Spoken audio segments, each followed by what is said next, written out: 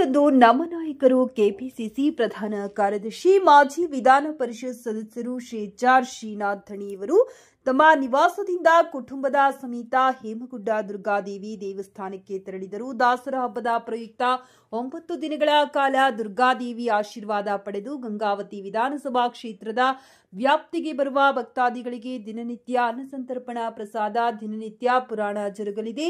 ಈ ಸಂದರ್ಭದಲ್ಲಿ ಶ್ರೀನಾಥ ಧಣಿಯವರನ್ನ ಜಿನ್ನಾ ಸಾಬ್, ಮನಿಯಾರ್, ಸುರೇಶ್ ಗೌರಪ್ಪ, ಸಂತೋಷ್ ರಾಯ್ಕರ್, ಮುಷ್ಟೂರು ಶೇಖರಪ್ಪ, ರಮೇಶ್ ಗೌಳಿ, ಸೈಯದ್ ನಾಜಿಮ್ ಭೇಟಿ ಮಾಡಿ ಶುಭ ಕೋರಲಾಯಿತು. ಇನ್ನು ಅನೇಕ ಸಮಾಜದ ಮುಖಂಡರು ಉಪಸ್ಥಿತರಿದ್ದರು.